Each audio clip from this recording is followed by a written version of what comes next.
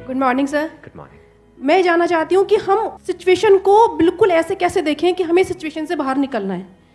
कि मान लो हमारे पास बार बार कोई प्रॉब्लम आ रही है, हम उसे फेस कर रहे हैं, फिर जो आसपास के हमारे सराउंडिंग्स के लोग हैं वो भी टाउंटिंग कर रहे हैं हम पर, नहीं तुमने पहले भी ऐसे किया था, अब फिर तुम फेल हो जाओगे इसमें, तो वहाँ जा करके हम स्टक हो जाते हैं और फिर हमारा कॉन्फिडेंस लूज हो जाता है। हम एग्जैक्टली कहाँ स्टक हो जाते हैं, जिसको आप जो वर्ड यूज कर रहे हो स्टक हो जाते हैं, मतलब आप कह रहे हो कि हम अपनी थिंकिंग में स्टक हो जाते हैं। थिंकिंग में स्टक हो जाते हैं, राइट? कि हम ओवर थिंकिंग में चले जाते हैं। ओवर थिंकिंग कि हम बैठे बैठे बस सोचते रहते हैं कि ऐसा क्यों हुआ, क्या हुआ, ऐसा नहीं होना चाहिए, कि हमारे में कुछ कमी ऐसा हो गया तो क्या होगा, वैसा हो गया तो क्या होगा, मैं दोबारा भी ट्राई किया नहीं हुआ तो क्या होगा। हम जानते हैं कि पहले भी ऐसा हुआ था, फिर हमने उसे ओवरकम कर लिया, लेकिन बार बार वही चीज आते आते फिर वही ब्रेन का जो कंफर्ट जोन है, हम फिर वहीं स्टक होने लगते हैं। और जिस कंफर्ट जोन की आप बात कर रहे हो वो एक्चुअल में ओवर थिंकिंग वाला जोन है। ओवर थिंकिंग वाला जोन है, मतलब बैठे बैठे बस सोचते रहते हैं जैसी हमारी कंडीशनिंग हुई है, कर कुछ नहीं पाते हैं। करते भी हैं तो थोड़ा सा करना शुरू करते हैं, उसके बाद वापस से वो थॉट्स हमारे ऊपर हावी हो जाते हैं। राइट? यही आप कह रहे हैं। राइट सर, प्रॉब्लम जो है इतनी ज़्यादा, क्योंकि एक्चुअली क्या लाइफ में अगर कुछ अच्छा होता है तो शायद हम प्रॉब्लम से इजीली निकल जाते हैं, बट बैक टू बैक जब आपको फेलियर्स ही मिल रहे हैं उस टाइम पे भी आपको फिर दिखना ही बंद हो जाता है कि हाँ, निकलने का भी कोई रास्ता है। प्रॉब्लम सबसे बड़ी पता है क्या है? कि सबको यही लगता है कि हमारी प्रॉब्लम सबसे बड़ी है। अगर यहां पर मैं एक एक करके सबको बोलूं कि आप बताओ कि आपकी लाइफ में क्या क्या प्रॉब्लम्स आई या अभी क्या प्रॉब्लम्स चल रही है, तो आई एम श्योर कोई सोच भी नहीं सकता कि अच्छा ऐसी ऐसी प्रॉब्लम्स भी कोई फेस कर सकता है क्या। तो इन प्रॉब्लम्स के बावजूद भी कुछ लोग आगे बढ़ पाते हैं, कुछ नहीं बढ़ पाते हैं। That is the big question कि एग्जैक्टली हम स्टक कहां पर होते हैं। क्या हम एक्चुअल में लाइफ में प्रॉब्लम्स में फंसते हैं या उन प्रॉब्लम्स को लेकर के जो हमारी थिंकिंग है वहां फंसते हैं? सबसे पहले ये चीज हमको क्लियर होना चाहिए। तो जो हम कह रहे हैं फंस गए हैं, हम एक्चुअल में प्रॉब्लम्स में नहीं फंसे हैं, क्योंकि प्रॉब्लम्स तो सबकी लाइफ में है। हम एक्चुअल में थिंकिंग में फंस जाते हैं। राइट। ये पॉइंट सुनने में छोटा लग रहा होगा, but it is a very big point two understand in life, जो 99% लोगों को नहीं समझ में आता है। हम क्या समझते हैं कि हम प्रॉब्लम्स में फंस गए हैं, क्योंकि the moment you say that, तो जब तक प्रॉब्लम्स रहेगी तब तक आप फंसे रहोगे। और प्रॉब्लम्स कब तक रहेंगी? लाइफ टाइम, जब तक लाइफ रहेगी। Right. But the moment you से कि मैं प्रॉब्लम्स में नहीं फंसा हूं, प्रॉब्लम्स मतलब लाइफ में नहीं फंसा हूं, मैं लाइफ के बारे में जो मेरी थिंकिंग है उधर मैं फंस गया हूं जाकर के। अब मैं उस थिंकिंग को कैसे चेंज करूं? Right. If you say that, तो वो आपके हाथ में पूरा कंट्रोल है। But if you ask me this question कि मेरी लाइफ की जो प्रॉब्लम्स हैं वो कैसे सॉल्व हो, तो उसका कोई जवाब नहीं है, क्योंकि वो कभी नहीं होगा। आज आपकी एक प्रॉब्लम है, वो सॉल्व हो भी जाएगी, कल कोई और प्रॉब्लम आ जाएगी, परसों कोई और आ जाएगी, फिर कोई और आ जाएगी, फिर कोई और आ जाएगी। Right sir. तो कैसे हम अपनी थिंकिंग को चेंज करें? सिंपल। थिंकिंग चेंज हो गई तो सब चेंज हो जाएगा। सब चेंज हो जाएगा, क्योंकि प्रॉब्लम्स को देखने का नजरिया बदल गया तो प्रॉब्लम बदल गई। एक बंदा जिसकी थिंकिंग नहीं फंसी हुई है, उसको आप चारों तरफ से फंसा दो, वो निकल जाएगा। लेकिन जिसकी थिंकिंग फंसी हुई है, उसको आप जा करके दुनिया जहान के सारे रिसोर्सेज दे दो, पूरा का पूरा खजाना भी दे दो, तब भी वो नहीं निकल पाएगा। तब भी रोएगा बैठ करके कि क्या मेरे को चारों तरफ खजाने से कैद कर दिया। अरे भाई, खजाना है, कैद नहीं है। देखा ना ऐसे लोगों को जिनके पास में सब कुछ है लेकिन रोते रहते हैं। तो सब कुछ मिलना इज नॉट अ सोल्यूशन। जिनकी लाइफ में कोई प्रॉब्लम नहीं है वो भी रो रहे हैं। सो अब आता है कि इसका सोल्यूशन क्या है, कि we are stuck in our thought process, how to get out of it. तो सबसे पहली चीज ये समझनी है, ज्यादा सोचने से कुछ नहीं होता है, सही सोचने से होता है। अभी सही सोचना क्या है? What is right thinking, not positively सोचना। इसको भी ध्यान से समझ लेना। पॉजिटिव सोचना क्या सही सोचना होता है? फॉर एग्जाम्पल, आगे आप जा रहे हो, किसी जंगल में हो और आगे दलदल है, और आप पॉजिटिव सोच रहे हो, मेरे साथ में कभी कुछ गलत हो ही नहीं सकता, मैंने ताबीज पहना हुआ है, ये मुझे बचाएगा। बहुत लोग हैं बहुत पॉजिटिव है लाइफ को लेकर के, बट क्या उनकी सोच सही है? अभी सही सोचना क्या है? सर, मेरे हिसाब से मतलब इंटेलिजेंसी से सोचना, कि मतलब कुछ ऐसा सोचे कि आगे जाके हमें कोई हानि ना हो, कि एक इंटेलिजेंट माइंड से सोचे। अभी इंटेलिजेंट क्या है और फूलिश क्या है? एक है फूलिश तरीका सोचने का, बेवकूफों की तरह सोचना, एक है इंटेलिजेंस के साथ में सोचना। What is intelligence? जिसको हम इंटेलिजेंस कहते हैं, वो इंटेलिजेंस क्या है? साइंस को इंटेलिजेंस कह सकते हैं? नहीं कह सकते। नहीं कह सकते। तो किसको कहोगे? सुपरस्टिशंस को इंटेलिजेंस कहोगे? सुपरस्टिशंस मतलब क्या? बिलीफ, कुछ भी मान रखा है, उसको पकड़ के बैठे हुए हैं, उसके हिसाब से एक्ट कर रहे हैं। उसको इंटेलिजेंस कहोगे या साइंस जिस तरीके से आगे बढ़ रही है उसको इंटेलिजेंस कहोगे? एग्जैक्टली। तो साइंटिफिक वे ऑफ थिंकिंग समझना पड़ेगा, वो क्या है, उसको अपनी लाइफ में लगाना पड़ेगा, तब आप कह सकते हो आपकी जो थिंकिंग है वो सही है। अब ये साइंटिफिक थिंकिंग मतलब क्या? रियलिटी को एज इट इज देख लेना, दैट इज साइंटिफिक थिंकिंग। यही तो है, और क्या है? There are laws of this universe, उसको एज इट इज देख लेना, उसको ऑब्जर्व करना, यही तो है साइंटिफिक थिंकिंग। उन लॉज को बदलना नहीं, क्योंकि साइंस बदल नहीं सकती उन लॉज को। लॉ ऑफ ग्रेविटी को साइंस बदल नहीं सकती है, उस लॉ को समझ करके उसके हिसाब से एक्ट कर सकती है। इसी साइंटिफिक थिंकिंग को अगर हमको अपनी लाइफ में लगाना हो तो इसका मतलब क्या? एक थिंकिंग हो सकती है लाइफ से रिलेटेड, जो भी आपके दिमाग में कचरा भरा पड़ा है बचपन से लेकर के आज तक, जैसा आपको समझाया गया है लाइफ के बारे में। किसने समझाया है? वो लोग जो खुद नहीं समझते, लाइफ के बारे में अपने अपने बिलीफ्स बनाए हुए हैं, अपने अपने स्टैंड पॉइंट से लाइफ को देख रहे हैं। फॉर एग्जाम्पल, कोई हिंदू है तो एक तरीके से लाइफ को देख रहा है, कोई मुस्लिम है तो अलग तरीके से लाइफ को देख रहा है, क्रिश्चियन है तो अलग तरीके से देख रहा है।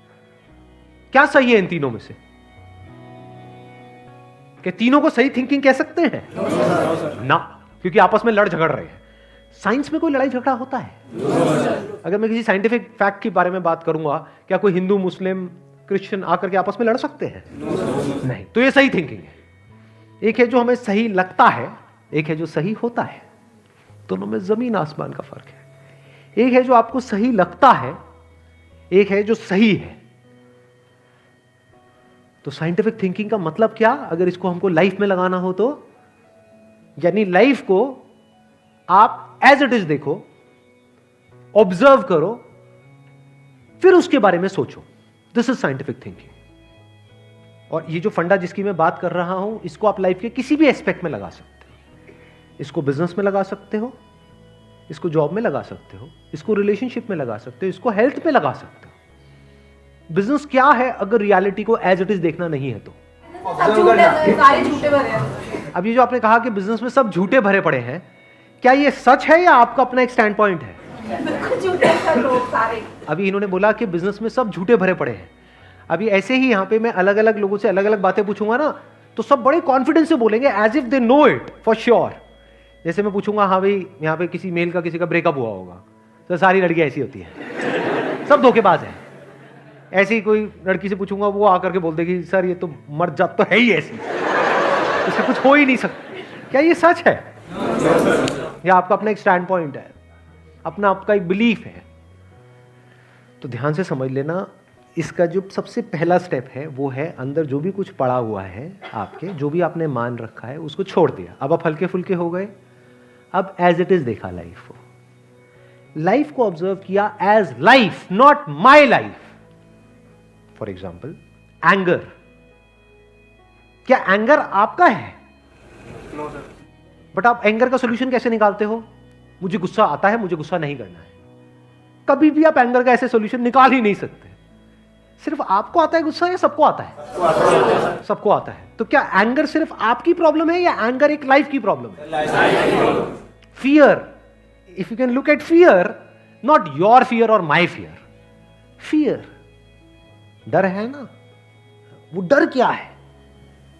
Can you look at it? इसको बोलते हैं साइंटिफिकली चीजों को देखना। रिलेशनशिप, नॉट माई रिलेशनशिप और योर रिलेशनशिप, रिलेशनशिप। तो इस तरह से जब हम चीजों को देखते हैं ना, not from a subjective point of view but from an objective point of view, जैसे एक साइंटिस्ट देखता है, जैसे एक साइंटिस्ट ऑब्जर्व करता है, वहां पे ना खुश हुआ जाता है, ना परेशान हुआ जाता है, ना पॉजिटिव हुआ जाता है, ना नेगेटिव हुआ जाता है। This positive and negative is your stand point, is a subjective point of view. In objective reality, उसमें खुश क्या होना है और दुखी क्या होना है, वहां पर सब कुछ क्लियरली नजर आ रहा होता है। वहां पे कभी भी हमारी थॉट प्रोसेस स्टक नहीं होती है, हम फंस ही नहीं सकते। बिलीफ्स में आप गारंटेड फंसोगे। शॉर्ट टर्म में वो अच्छे लग रहे होते हैं क्योंकि वहां पे कंफर्ट मिलता है। जो भी हमने मान रखा है, अगर उसको पकड़ करके हम बैठे रहें और उसमें गोल गोल घूमते रहें तो बड़ा कंफर्ट मिलता है, लेकिन आगे जाकर के वो हमको फंसा देता है, एंटैंगल्ड कर देता है। बट जो रियलिटी है वो धीरे धीरे धीरे धीरे आपको आजाद करती रहती है, जितना आप रियलिटी को समझ जाते हो उस लेवल तक। यानी कि अगर इसको मैं पूरा समअप करूं, जो भी मैंने अब तक कहा है उसको, ये सेशन शुरू कहाँ से हुआ था? फेलियर से हुआ था कि एक के बाद एक हमने लाइफ में बहुत सारे फेलियर्स फेस करे हैं। तो अब अपने फेलियर्स को ऑब्जर्व मत करो, अपने को बीच में से हटा दो, ऑब्जर्व करो ये जो फेलियर्स हैं ये क्या है। तो you will start seeing the nature of those failures, you will start seeing the causes of those failures. For example मेरी लाइफ है, अगर मेरे को उसको ऑब्जर्व करना है, दो तरीके हो सकते हैं। एक ये, अब मैं अपनी लाइफ में थोड़ा सजा रहा हूं जिससे कि आप उसको रिलेट कर सको। मैंने पास में कुछ गलतियां करी, बहुत बड़ी बड़ी गलतियां करी, मेजर लॉसेस हुए। तो एक एंगल तो ये हो सकता है मैं ऐसा कैसे कर सकता हूं। दूसरा ये है कि मैं ऑब्जर्व करूं कि एग्जैक्टली वो गलती क्या थी और उसका कॉज क्या था। तो वो दिख जाता है, अच्छा उस टाइम पे वो ग्रीड बहुत ज्यादा हावी हुई पड़ी थी। अच्छा ग्रीड क्यों हावी हुई पड़ी थी? इतना लालच क्यों आया हुआ था कि हाँ ये करना है, ये करना है, ये करना है, ये क्यों आया हुआ था? और ये बचपन से ऐसी कंडीशनिंग हुई पड़ी थी, बचपन से घर में यही सारी बातें सुनी थी। तो इसलिए I was acting out of that information जो मेरे अंदर फीडेड थी, and that was not correct information. वो सारी इंफॉर्मेशन गलत थी, जिसकी वजह से मैंने जल्दी से एक्ट किया, बिना सोचे समझे, बिना सही थिंकिंग के एक्ट कर दिया, उस वजह से जाकर के फंस गया। तो मुझे उस बंदे ने नहीं फंसाया, मैं खुद फंसा अपने लालच की वजह से। तो अब ये क्लियर हो रहा है हम कैसे देखते हैं। तो वंस वी सी दैट, तो अब मैं उससे पूरी तरह से फ्री हो गया, because I understood something which is very basic in life, जिसकी वजह से पूरी की पूरी लाइफ एक अलग ट्रैक पे निकल गई। क्या समझ आया? कि कभी भी ग्रीड से एक्ट नहीं करना है। अब इसको हम समझते हैं, कैसे समझते हैं? मॉरल साइंस की बुक से। वो सब बकवास है, ये लालच नहीं होना चाहिए, सबके अंदर लालच भरा पड़ा है। बट लालच हमको कैसे फंसाता है, इसको ऑब्जर्व किया अपनी गलतियों के बेस पर, और फिर समझ आया अच्छा ये होता है। लालच से ग्रोथ नहीं होती है। लालच से आप पैसा कमा सकते हो, बट उसको आप ग्रोथ नहीं कह सकते, क्योंकि आप डिग्रेड हो रहे हो, तो आप एक्चुअल में ग्रो नहीं कर रहे हो। एक्चुअल ग्रोथ में उसको कह सकता हूं जो होलिस्टिक ग्रोथ हो, उसको ग्रोथ बोल सकते हैं। आपने पैसा तो कमा लिया, लेकिन डर में जी रहे हो कि मैंने इतने घपले कर दिए हैं, अगर किसी ने पकड़ा गया तो पता नहीं क्या हो जाएगा, क्या फायदा ऐसी लाइफ का। उसको आप ग्रोथ कहोगे? Can you call it growth? ना। तो लालच से ग्रोथ नहीं होती। तो ये चीजें समझना बारीकी से, स्टेप बाय स्टेप, तो आप गलतियों का पूरा नेचर समझ सकते हो। The nature of mistakes, the kinds of mistakes, the types of mistakes, और उनके कॉजेस क्या होते हैं। और जैसे ही हमको ये सब समझ आ जाता है और साफ दिखने लग जाता है, तो वो गलतियां होनी हमसे बंद हो जाती हैं। और जितनी भी गलतियां हो सकती हैं, उन सबके अगर नेचर समझ आ जाते हैं, तो गलतियां होने की पॉसिबिलिटी फ्यूचर में ऑलमोस्ट खत्म हो जाती है। प्लस जब समझ आ गई है उसकी रियलिटी, तो वहां पे ओवर थिंकिंग के लिए जगह नहीं होती है, अपन थिंकिंग में स्टक नहीं होते हैं। Wish you all the very best. Thank you so much for coming.